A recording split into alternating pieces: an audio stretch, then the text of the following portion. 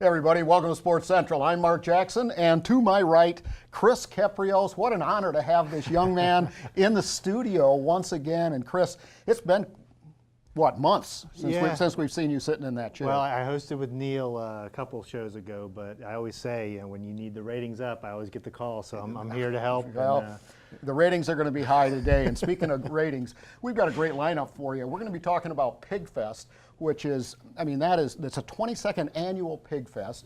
The light up the night with the Greater Winter Haven Junior League. Yeah, I think I said that right. If not, Anna Bostic and Dr. Michelle Henney are going to correct me.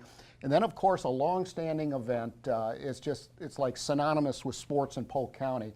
And Dwayne Hopkins, from former professor and head of the department at Florida Southern, is going to be joining us and talking about the Polk Senior Games. I mean, what an event that is.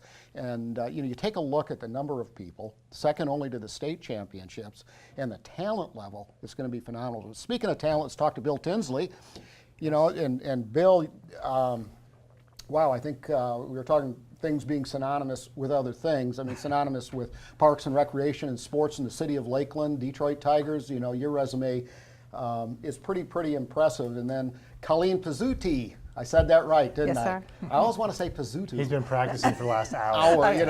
Sitting in my car outside, I know I'm going to get this right. So anyway, welcome aboard. And, it's the 22nd, I believe, annual Pigfest. You've moved from Tigertown out to Sun and Fun, and it's just, every year, I just absolutely enjoy it. I stuff myself, feel like Thanksgiving all over again. But the quality of the food, the fun that goes on, the entertainment, I'm going to let you tell us about it, though, because I could go on for a while on how much I enjoy Pigfest. Thanks, Mark. Chris, great seeing you guys again. Colleen and I are thrilled, appreciate this opportunity to talk about it a little bit. We're expecting, of course, for those not familiar with the event, we have teams from all over the country. We have competitive professional teams that cook in the barbecue circuit that'll be here from Oklahoma, from Kansas City, from Michigan, all over the country.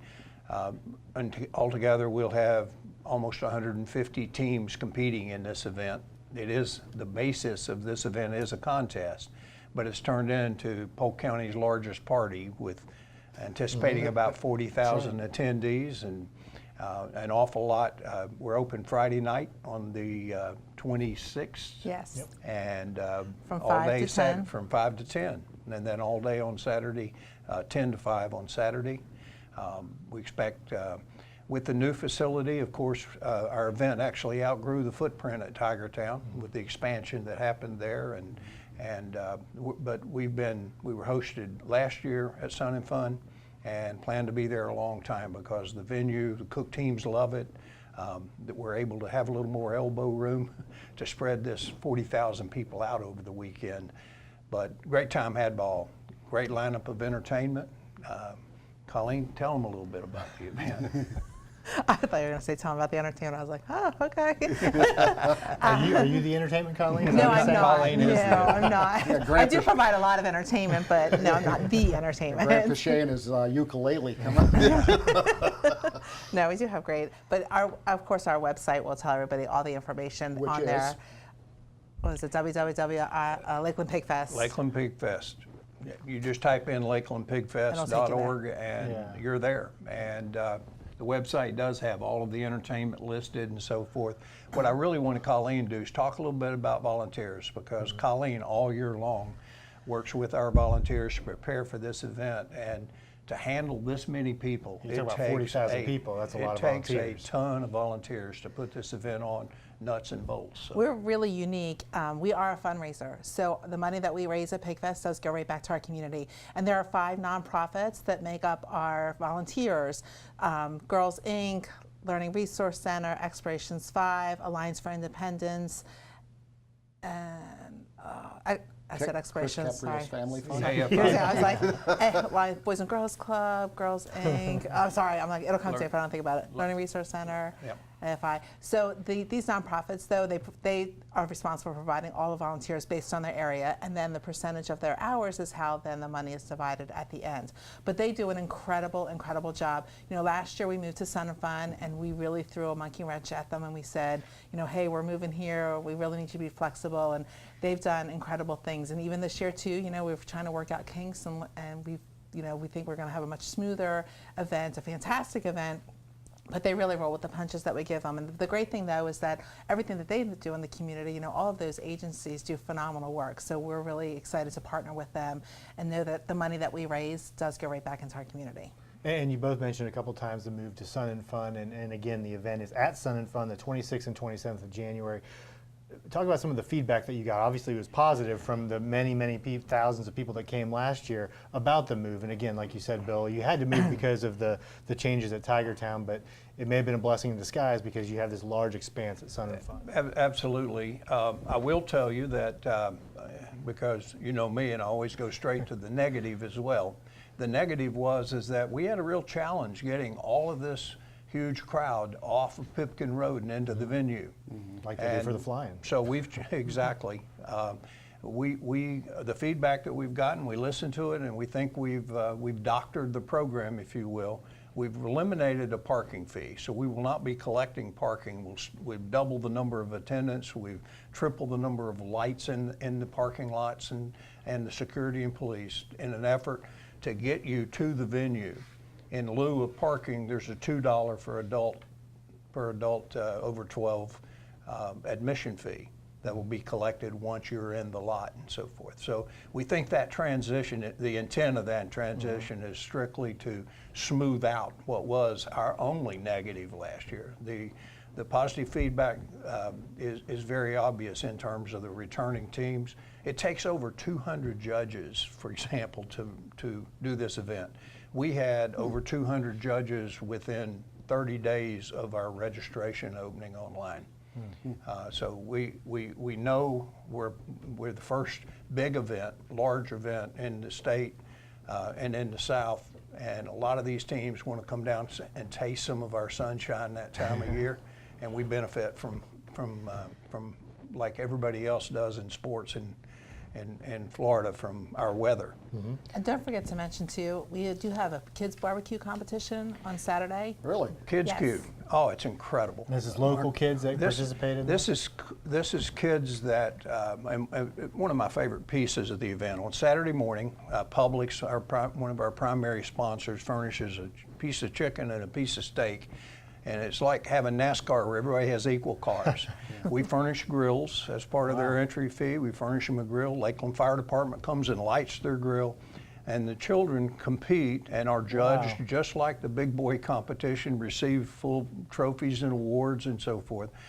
Saturday morning, you can register online for Kids Q. But those 40 or 50 kids that are in that competition, it's just as important to them as it is those teams traveling from out of state. You ever get any of these kids that just like burn black? You know, their steaks. Drop on the ground, Yeah, pick it back you know. up. We have absolutely, when you've got a 5-year-old being directed by their parents and you have children, you know what I'm talking about. It doesn't always go the way it was planned or practiced, okay? That's right. So yes, the answer is it's pretty wide variety, but we got good judges that love kids and they endure. Yeah, I'm sorry, Chris. Go I have ahead. 22 years of knowing about the event. I've heard of this, but never heard of it. What it's involved? They get the grill provided. They do it. I mean, they just take show the up, grill- throw the meat on the grill, and they're cooking. That's amazing. It is. It's such a cool event, and you register online. You'll find out.